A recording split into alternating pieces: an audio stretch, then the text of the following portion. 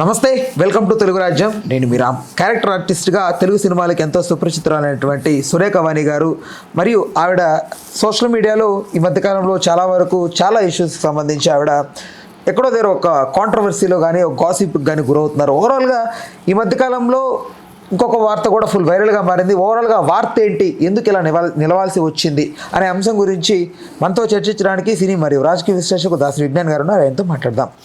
నమస్తే అన్న.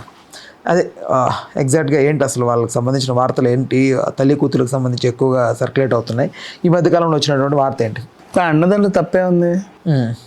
ఏం సమాధానం చెప్పింది ఆవిడ? ఏం చెప్పిందంటే మీరు చెప్పాలి.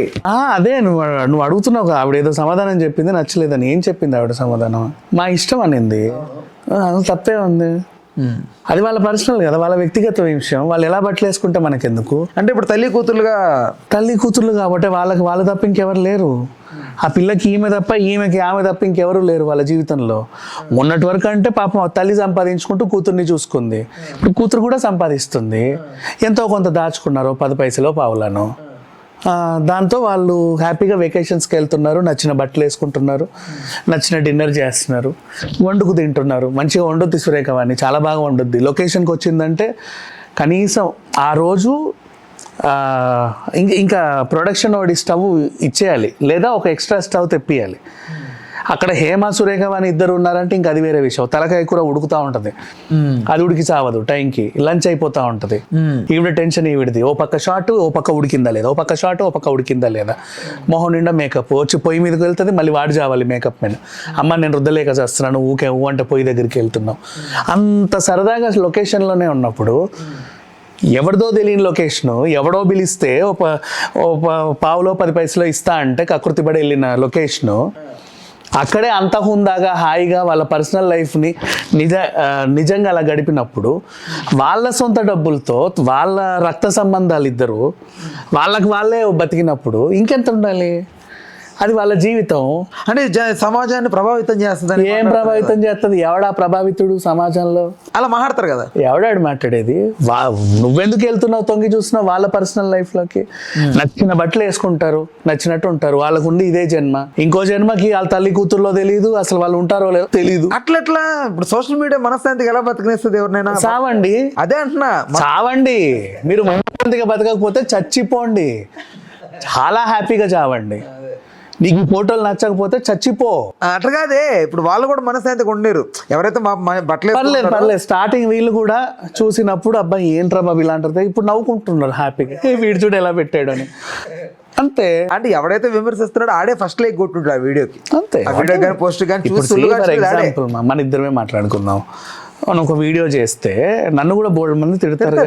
నన్ను తిడతారు, యాటిట్యూడ్ అంటారు, బాడీ లాంగ్వేజ్ మార్చుకోమంటారు, 100 మాట్లాడతారు. నేను నవ్వుకుంటా. యాక్చువల్లీ నవ్వుకోవడం కాదు, నేను అది కూడా చేయనులే, కానీ నవ్వుకుంటా. నాకు సంతోషం ఏంటో తెప్ప. వాడికి అనేవాడికి నువ్వేంటి నేనేంటి తెలియదు కదా. చిచి తెలిసినా తెలియకపోయినా వాడి హక్కు వాడిది, వాడికి తెలియాల్సిన అవసరంలా.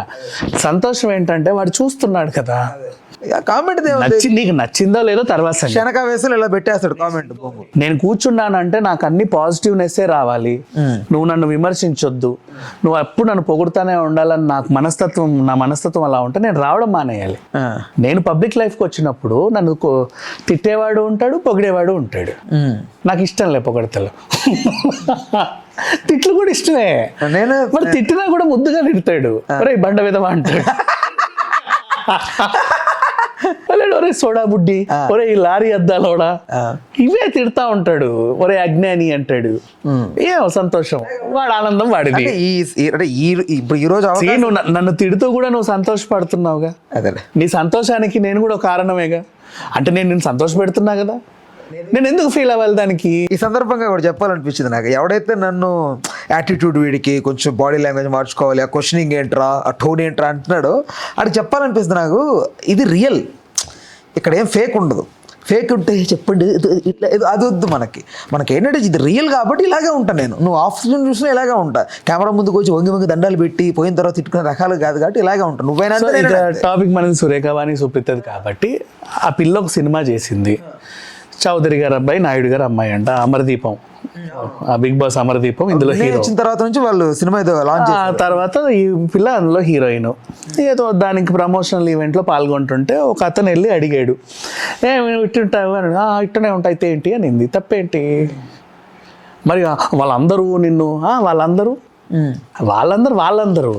నా జీవితం నాది, నా కూతురు జీవితం నా కూతురుది. నేను ఎట్నే ఉంటానంటే అక్కడ పాయింట్ నువ్వు ఇలా ఎందుకు ఉండాలి? మాకు నచ్చినట్టు నువ్వు ఉండాలి.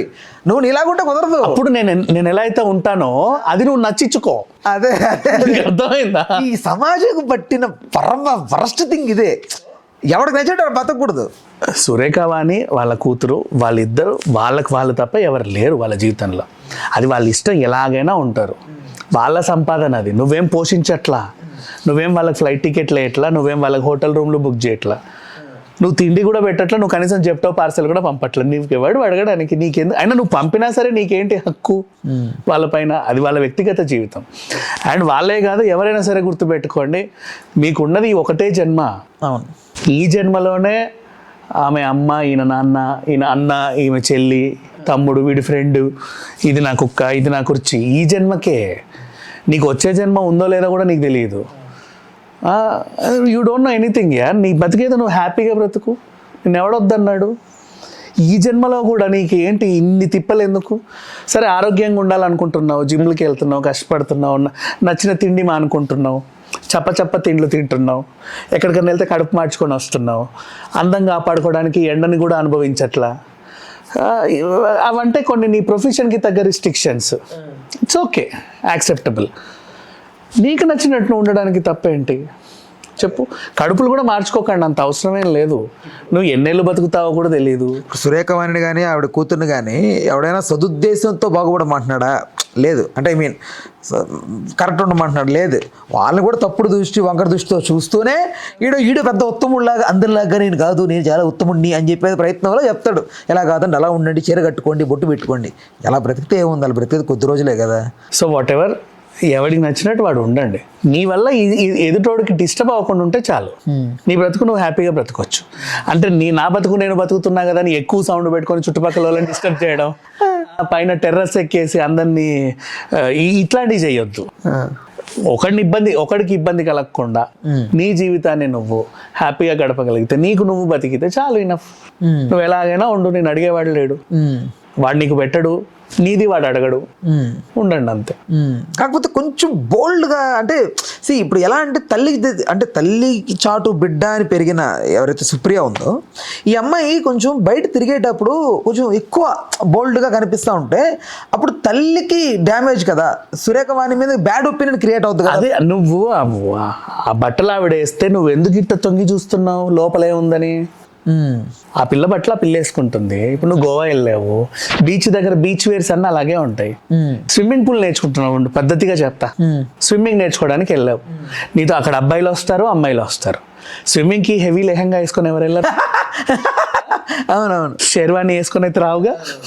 దెన్ స్విమ్మింగ్ డ్రెస్ కంటూ ఒక ప్రత్యేక, ఎంత కాదన్నా సెమీ న్యూడ్సేగా ఉండేవి. ఖచ్చితంగా. నువ్వు స్విమ్మింగ్ నేర్చుకొని వెళ్ళు. వాళ్ళు ఎలా ఈదుతున్నారు, వాళ్ళు ఈదుతుంటే వాళ్ళ అంగాంగ అవయవాలు ఎలా కదులుతున్నాయో ఎందుకు చూస్తున్నావు? ఈ అమ్మాయి ఆవిడ కంఫర్ట్గా ఒక డ్రెస్ వేసుకుంది, తన ఇష్టం అది, ఓకేనా? తన బ్రతుకు ఏదో తన బ్రతుకు తను వెళ్తుంది. నువ్వెందుకు ఆవిడ్ని వక్రంగా చూస్తున్నావు? ఆవిడ పాటలు ఎలా ఊగుతున్నాయో ఎందుకు చూస్తున్నావు? ఆవిడ ఎలా నడుస్తుంటే ఎలా తొడలు ఎలా ఊగుతున్నాయో ఎందుకు చూస్తున్నావు? అట్లా చూడాల్సిన అవసరం ఏంటి? నీ దృష్టికోణం ఎందుకు అక్కడికి వెళ్తుంది? తప్పు కదా. బీచ్కి వెళ్ళినప్పుడు అంతేమా, నువ్వు గోవా వెళ్ళు, అందరూ అలాగే ఉంటారు ఆల్మోస్ట్. బీచ్ల దగ్గర ఫారినర్స్ కూడా వస్తారు. ఇట్లా చూస్తావా వెళ్ళి? ఎందుకు చూస్తున్నావు? తన కంఫర్ట్ తను. ఇప్పుడు ఫారినర్స్ గోవాకి ఎందుకు వస్తారు అంటే ఆ ఎండకి ట్యాన్ అవ్వడానికి వస్తారు. వాళ్ళకి పాపం ఆ ఎండ దొరకదు అక్కడ ఉన్న లేత ఎండలు అవి అంత ఉండవు. ఇక్కడ మంచిగా ఎండకి ఫుల్గా ట్యాన్ అవ్వడానికి ఏం చేస్తారంటే చిన్న నూలు పోగులు వేసుకొని ఆ ఇసుకలో అలా పడుకుంటారు. ట్యాన్ ఏం సాధిస్తారు వాళ్ళు? అదొక ట్రీట్మెంట్ యాక్చువల్లీ. డి విటమిన్ అదొక ట్రీట్మెంట్.